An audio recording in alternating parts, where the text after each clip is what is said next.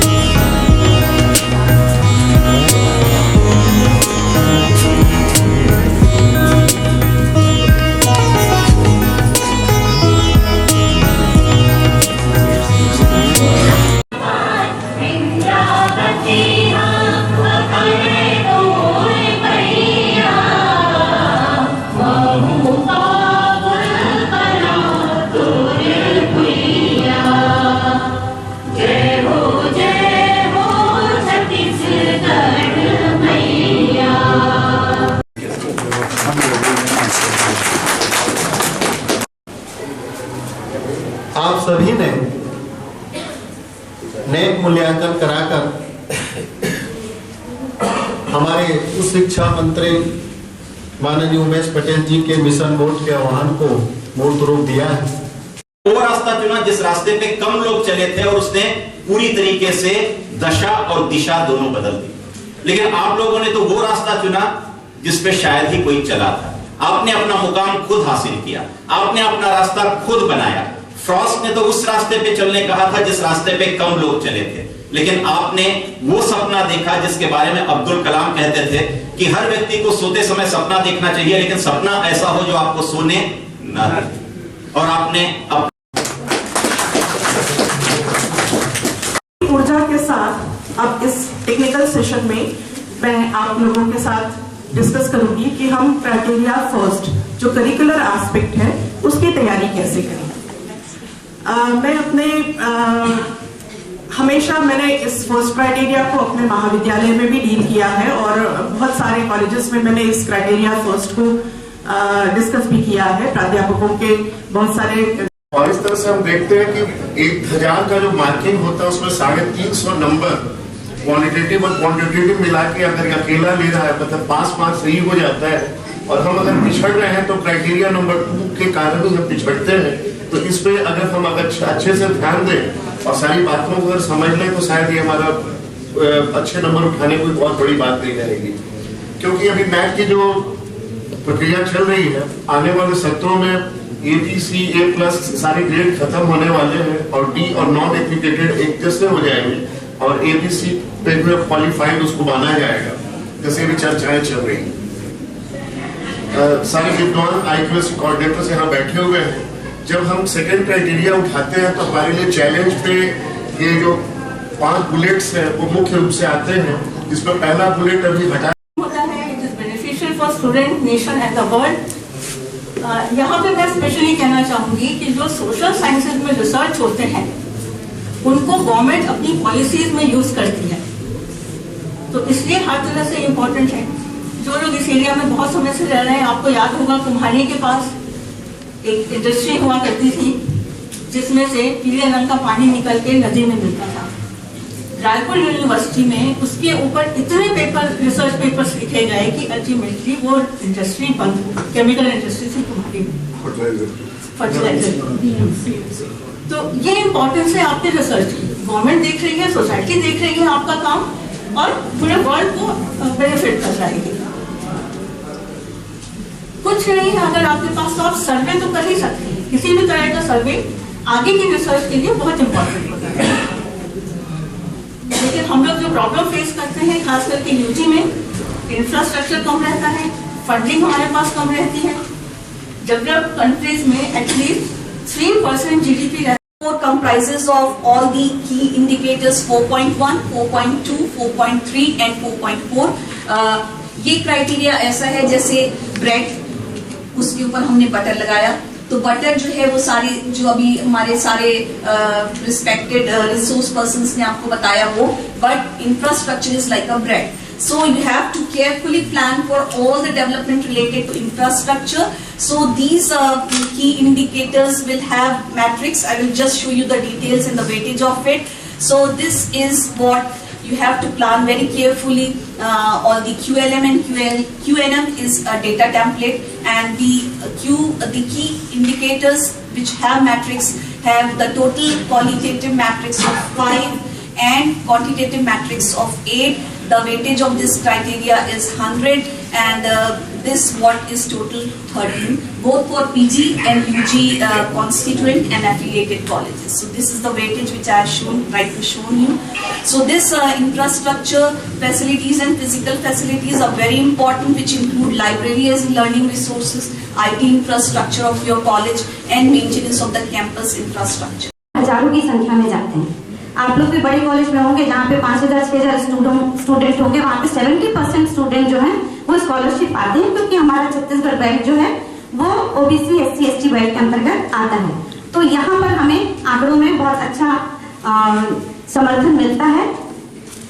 दूसरा जो जाता है वो आता है फ्री शिप्स। हमारे महाविद्यालय में हमने बहुत सारी योजनाएं तैयार की हैं, जिसमें एक विशेष योजना होती है मोर नोनी योजना, जिसमें हर महाविद्यालय के हर प्राध्यापक ने 2 बच्चों को गोद लिया है, जिनकी शिक्षण, अध्यापन, पठन पाठन सबका शुल्क वो प्राध्यापक ग्रहण करते हैं। तो फ्री शिप्स में यहाँ पर जो नॉन गवर्नमेंट फ्री शिप्स है यहाँ पर वो आते हैं, और ये हमारा बेस्ट प्रैक्टिस में भी था और इसमें हमें बहुत अच्छे अंक मिले थे। इसके अलावा बहुत से प्राध्यापक हैं, उनके जो बच्चे हैं जो अच्छी जगहों पे, अच्छी संस्थानों पे काम कर रहे हैं, वो भी गरीब छात्राओं के लिए, क्योंकि बहुत सी ऐसी छात्राएं हैं जिन्हें स्कॉलरशिप नहीं मिल पाती, सामान्य वर्ग से आती हैं लेकिन वो बिलो पॉवर्टी लाइन आती हैं, उनके लिए ये व्यवस्था हमने की हुई है। इसका बाकायदा हम रिकॉर्ड मेंटेन करते हैं, लिस्ट ऑफ स्टूडेंट है विद क्लास। तो यहाँ पर नेक्स्ट स्लाइड से लाते हैं अपने कॉलेज के लिए, और अगर हमारे पास वो फाइनेंसेस है और जो हमारे पास रिसोर्सेज हैं, भले ही वो लिमिटेड रिसोर्सेज क्यों ना हो, एक छोटा सा कॉलेज जो हो सकता है कि किसी रेंट की बिल्डिंग पे चल रहा हो या फिर किसी स्कूल बिल्डिंग पे चल रहा हो, लेकिन फिर भी आपके पास जो कुछ भी थोड़े मोड़े रिसोर्सेज होते हैं उनका ऑप्टिमम यूटिलाइजेशन आप कैसे कर पाते हैं, ये इस की इंडिकेटर के थ्रू यहाँ पे चेक करने की कोशिश की जा रही है। 5th की इंडिकेटर है आपके IQAC की, जिसमें आपके IQA सिस्टम को, आपके इंटरनल क्वालिटी एश्योरेंस सिस्टम को ये चेक करना चाहते हैं कि हम ये कहते हैं कि IQAC is the backbone of the institution. Any institution without IQAC does not have a clear cut vision। आपने अपनी SOP याद रखी है, तो मैं समझती हूँ कि हम अपने कार्य में पूर्णतः सफल होंगे और जितने मैट्रिक्स का है वह पूरा नंबर हमको मिलेगा।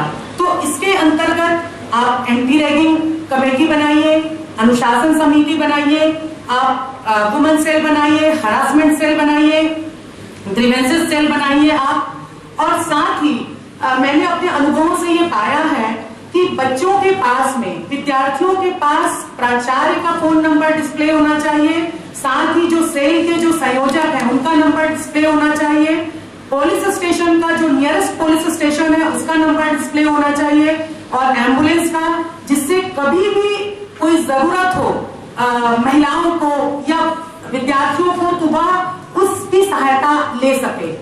और एक चीज मैंने और महसूस की है कि कॉमन रूम का होना, जब हम जहाँ लैंगिक समानता की बात करते हैं, तो मैं इतनी बड़ी महिला हूँ, मैं हेजिटेट हो जाती हूँ यदि मैं किसी कॉमन टॉयलेट वॉशरूम को यूज करती हूँ। तो अभी जैसे मेरा अभी का अनुभव था कि मुझे भी जाना था और कोई सज्जन गए हुए थे, तो जब मैं हेजिटेट हो रही इतनी बड़ी महिला, तो आप सोचिए कि एक महाविद्यालय में आने वाली लड़की तो निश्चित रूप से हेजिटेट होगी।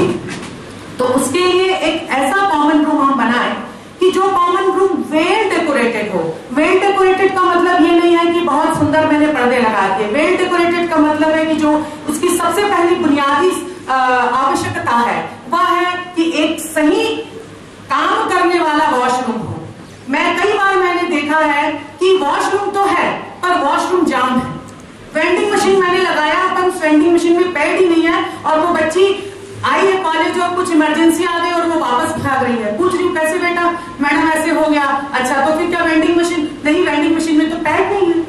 तो ये हमें सिर्फ हम लिख देने से काम नहीं चलेगा, लिखने के साथ साथ आप वेंडिंग मशीन में जो पैड हम डाल रहे हैं, नंबर ऑफ पैड, और ये प्राचार्य का और उस कमेटी का दायित्व है, जो गर्ल्स कॉमन रूम में कमेटी बनी है उसका दायित्व है कि वह यह देखे कि क्या कॉमन रूम में रखी सारी चीजें सही तरीके से काम कर रही हैं कि नहीं कर रही हैं। तो इस तरीके से हम लैंगिक समानता को इन बिंदुओं के माध्यम से अपने 200 शब्दों में लिख सकते हैं और साथ ही साथ हम उसके जैसे इसमें रिक्वायर्ड जो है वो आपको प्रोवाइड कर इंचार्ज को या आईक्यूएसी के टीम मेंबर्स को मिल करके ऐसा क्या करना चाहिए जिससे कि वो ये काम आसानी से कर सके। सबसे पहले तो मैं आपको ये बताना चाहता हूँ कि आईक्यूएसी ये क्यों बनाई गई है, इसका कंपोजिशन क्या है, इसके कर्तव्य क्या है, इसके उद्देश्य क्या है, ये सब पूरा आपको NAAC की वेबसाइट पे ये डॉक्यूमेंट है उससे मिल जाएगा और ये आप सब अच्छी तरह से जानते भी हैं। तो इसको बताने में मैं समझता हूँ कि कोई समझदारी नहीं है। क्या मैं ठीक हूँ?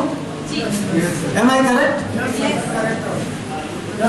जो पीछे जो साथी हैं वो शायद मेरी बात समझ नहीं पा रहे हैं। मैं फिर से अपना प्रश्न दोहराता हूँ, क्या आप उचित समझते हैं कि हम इसके बारे में बात करें? अगर ऐसा है तो मैं इसके बारे में आपको वर्णन करूंगा। आईक्यूएसी का जो गठन है, फिर उसके दायित्व हैं, वो सब क्या होता है, इसकी जरूरत है क्या? मेरे ख्याल से नहीं है, आप सब जानते हैं। तो इसके बारे में जितना शॉर्ट टाइम होगा उतना ही मार्क्स ज्यादा मिले और जितना ही टाइम टेबल बढ़ता जाएगा मार्क्स कम मिलते हैं। ग्रीवेंसेस क्या है ये मान नहीं कहता। ग्रीवेंसेस का रिड्रेसल जितने दिन आपने किया है, कुछ ग्रीवेंसेस ऐसे हैं जो 24 आवर्स में कंप्लीट होते हैं, कुछ ग्रीवेंसेस हैं जो मैक्सिमम 3 डेज में होते हैं। ध्यान रखिएगा 3 डेज से ज्यादा कोई ग्रीवेंसेस लंबा नहीं खींचना है।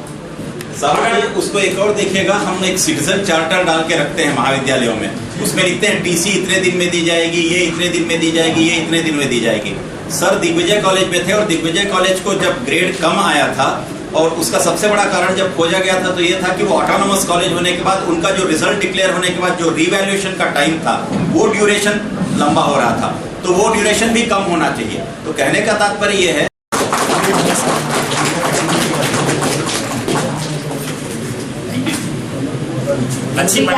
the contributors of this workshop.